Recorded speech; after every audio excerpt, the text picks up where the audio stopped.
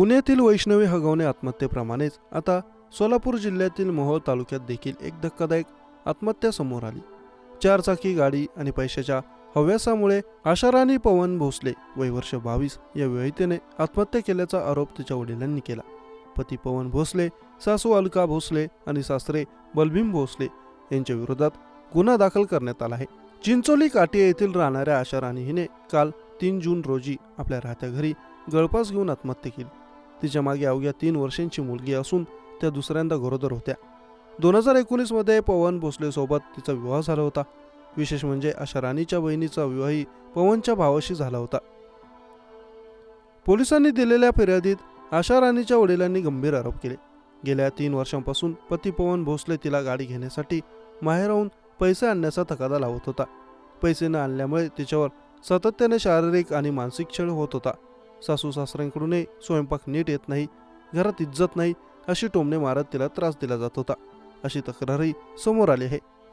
2024 मध्ये तिला मारहाण करून माहेरी पाठवण्यात आलं होतं। त्यावेळी महिला तक्रार निवारण केंद्राने पती पत्नीचं समुपदेशन केलं, मात्र त्याचा काही उपयोग झाला नाही। त्यानंतरही त्रास सुरूच राहिला आणि अखेर आशाराणीने आपलं जीवन संपवण्याचा निर्णय घेतला। आशाराणीचे वडील नागराज डोणे यांच्या फिर्यादीवरून मोहोळ पोलीस ठाण्यात 3 आरोपींविरोधात गुन्हा दाखल करण्यात आला। आता या प्रकरणी पोलिसांकडून पुढील चौकशी सुरू आहे। दोन्ही मुली एकाच घरात दिल्या असल्यामुळे फिर्यादी मुलीचे वडील नागराज बरुण्णा डोणे यांनी एकीमुळे दुसरीचा पण संसार मोडेल म्हणून पैशाची तजवीज करून जावई पवन भोसले याला ऑनलाईन पैसे पाठवले। त्यानंतरही तिला त्रास सुरूच होता।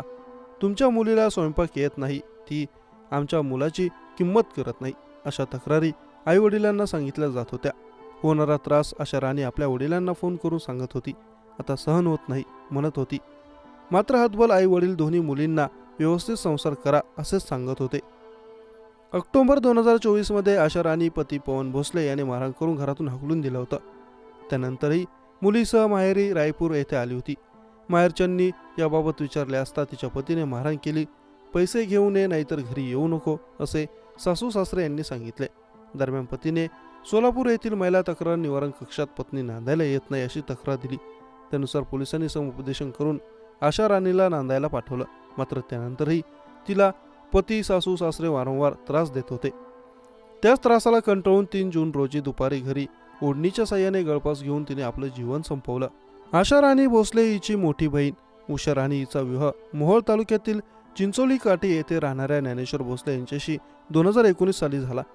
त्यावेळी धाकटी मुलगी आशाराणी आणि ज्ञानेश्वर यांचा धाकटा भाऊ पवन यांच्यात प्रेमसंबंध निर्माण झाले। पवन याने आशाराणी हिला पळवून नेत तिच्याशी विवाह केला होता। लग्नानंतर 2 वर्षांनी आशाराणी हिला मुलगी झाली, वैष्णवी असे या मुलीचं नाव। वैष्णवीच्या जन्मानंतर आशाराणीचा छळ सुरू झाला। 4 चाकी कार हवी, खर्चासाठी पैसे हवे यासाठी सातत्याने तिचा छळ सुरू होता।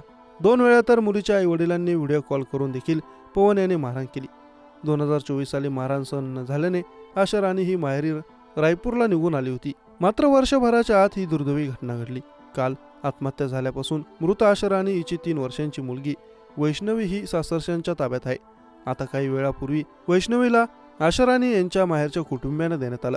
मयत आशाराणी हिची मोठी बहीण उषा राणी हिला देखील सासरमध्ये असाच त्रास सुरू आहे। त्यामुळे 2 महिन्यांपासून ती देखील रायचूर येथे माहेरी आहे। सासरच्या मंडळींनी पैसे आणि 4 चाकी वाहनासाठी छळ केल्यानेच मुलीने टोकाचं पाऊल उचलल्याचे मृत महिलेच्या वडिलांनी पोलिसांना दिलेल्या फिर्यादीमध्ये म्हटलं। पुढील तपास पोलीस करत आहेत।